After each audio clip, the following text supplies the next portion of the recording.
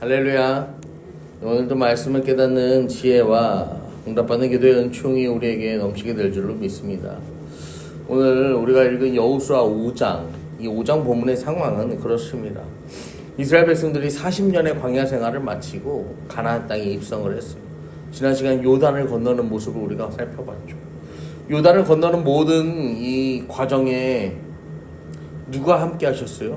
하나님이 함께 하셨어요. 제사장들이 그 언약궤를 메고 요단에 발을 댔을 때 요단강의 물이 멈추어 섰습니다.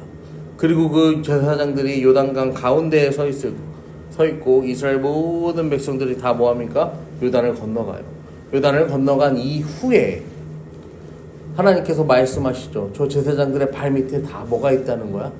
12개의 돌이 있으니까 그 12개의 돌을 가서 꺼내다가 이곳에 세워서 나를 기념하라.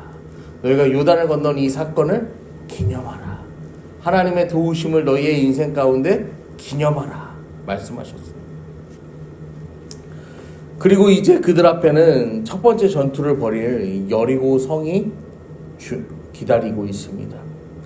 자, 요단을 건너왔어요. 여리고 성이 눈앞에 있어요. 이스라엘 백성들의 사기가 지금 하늘을 찌를 듯이. 왜냐면은 요단이 갈라졌잖아. 하나님이 광야에서만 일하시는 하나님인 줄 알았는데 이 가나안에서도 일하시는 하나님임을 보여줬잖아. 그러니까요, 사기가요 완전 진짜 하늘을 찌를 듯이 높아져 있는 이 상황에서 하나님은 전투 개시의 명령을 내리시는 것이 아니라 여호수아와 이스라엘 백성들에게 무엇을 말씀하십니까? 오늘 말씀 본문에서 보시는 것처럼요, 할례를 행하라 라고 말씀하십니다. 다시 할례를 행하라. 다시 행하라는 건 뭐예요? 이전에는 이 할례가 어땠다는 거예요? 끊어졌었다라는 거죠. 이스라엘 백성들이요, 광야 40년 동안 할례를 받지 않았습니다. 그런데요, 그 가나안 땅에 들어온 후에 하나님께서 제일 먼저 할례를 명령하시는 거예요. 여러분, 할례는 이 두 가지 의미를 갖고 있는데, 첫째는 이 언약 백성으로서의 정체성을 회복하는 의미가 있습니다. 창세기 17장을 보면요, 하나님께서 너희 중 남자는 다 할례를 받으라 말씀하시면서 이것이 나와 너희와 너희 후손 사이에 지킬 내 언약이다 라고 말씀하시죠. 그러니까 이 할례는 단순하게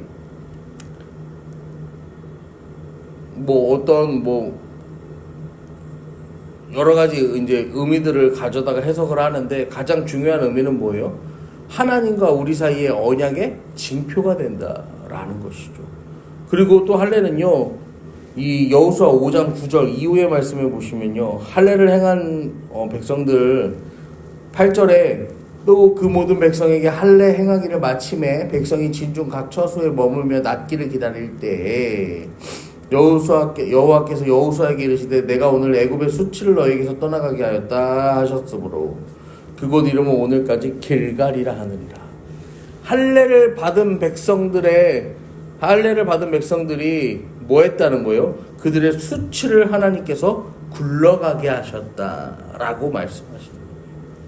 여러분, 이것은요, 이제 이스라엘 백성들이 할례를 행함으로 말미암아서 과거에 불순종을 행하던 백성에서 이제는 그 과거의 불순종을 끊어버리고 새로운 하나님의 언약 백성으로서의 출발을 알리는 이 장치가 뭐였다는 거예요? 할례라는 것이죠. 여러분, 우리도 인생에서 항상 무언가를 새로 시작하기를 결단하잖아요. 새롭게 소망을 품잖아요. 여러분, 그러면요, 과거의 죄와 불순종을 끊어야 돼요. 그리고 하나님의 백성으로서의 정체성을 분명하게 하고 거룩한 삶을 살아야 함을 여러분 기억하시기 바랍니다. 그리고 두 번째로 하나님께서요, 10절부터 보시면요, 이스라엘 자손들이 길갈에 진쳤고 그 달 14일 저녁에는 여리고 평지에서 유월절을 지켰으며 유월절을 지켜라 라고 말씀하세요. 그런데 이 유월절을 지킬 때 이튿날에는 유월절 날에 뭐예요? 이 어린 양의 고기를 먹죠. 그리고 둘째 날에는, 그 이튿날에는 그 땅의 소산물을 먹는데 그날에 무교병과 볶은 곡식을 먹어요. 그리고 12절에 그 땅의 소산물을 먹은 다음 날에 만나가 그치게 됩니다. 그리고 다시는 만나를 얻지 못하였고 그 해에 가나안 땅에 소출을 먹었다라고 성경은 기록하고 있습니다. 할례를 받은 이스라엘 백성들이 가나안 땅에서 첫 번째 유월절을 지킵니다.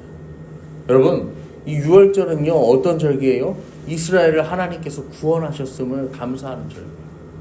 지금 그 유월절을요, 어디에서 지키는 거예요? 가나안 땅에서 지키는 거예요. 전쟁은 시작했어요, 안 했어요? 전쟁 아직 시작 안 했단 말이야.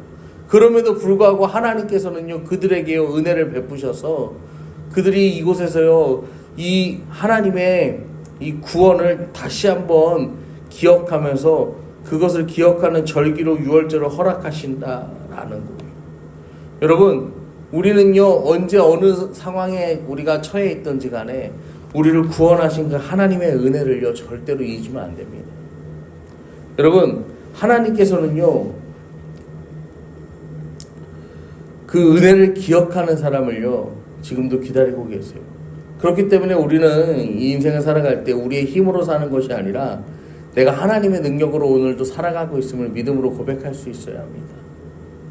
여러분, 하나님 은혜를 기억하는 사람만이 담대하게 나아가요. 여러분, 승리는 하나님께서 주시는 것이에요. 그런데요, 여러분, 우리가 어제 말씀하신 것처럼 이 승리를 우리가 지난 시간 나눈 말씀처럼요, 승리를 얻기 위해서, 여러분, 우리가 승리를 얻기 위해서 오늘 우리에게 필요한 하나님의 은혜를 구하지 않습니까?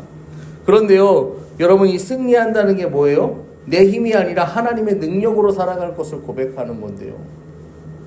그래서 우리가 기념하는 거잖아요.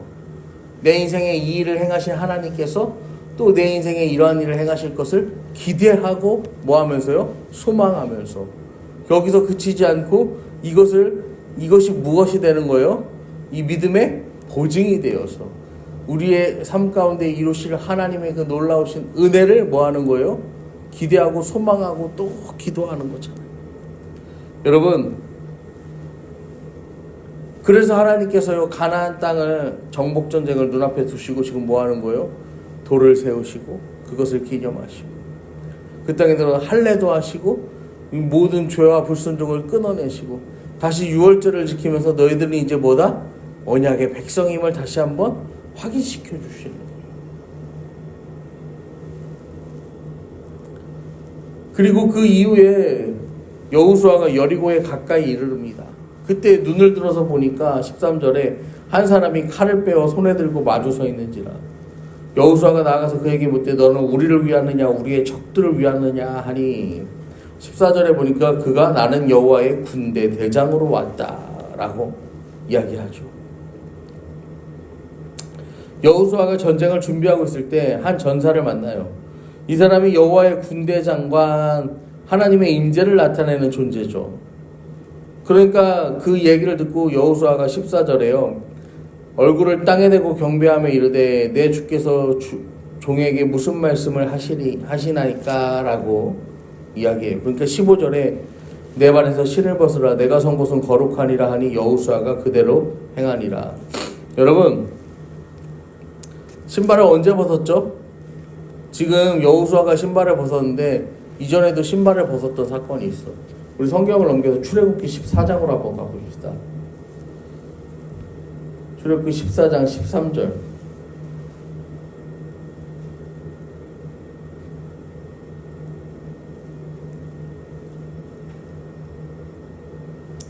모세가 백성이 이르되 너희는 두려워하지 말고 가만히 서서 여호와께서 오늘 너희를 위하여 행하시는 구원을 보라. 너희가 오늘 본 애굽 사람을 영원히 다시 보지 아니하리라.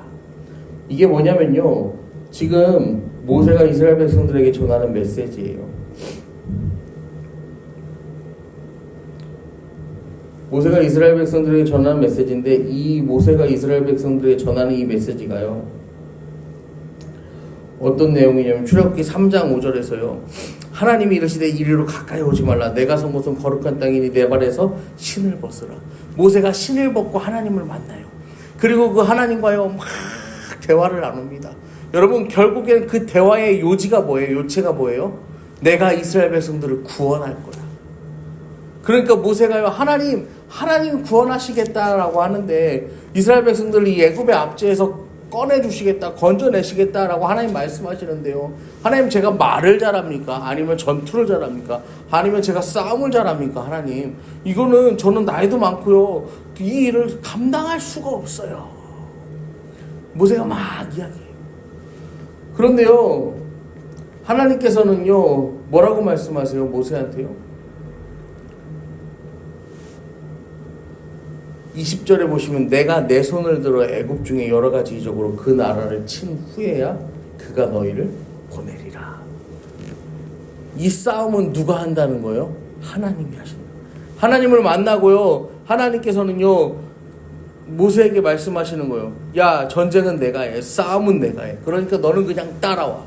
그리고 모세는요, 우리가 아까 고백한 출애굽기 14장처럼요 가만히 서서 여호와께서 오늘 너희를 위하여 행하시는 구원을 보라.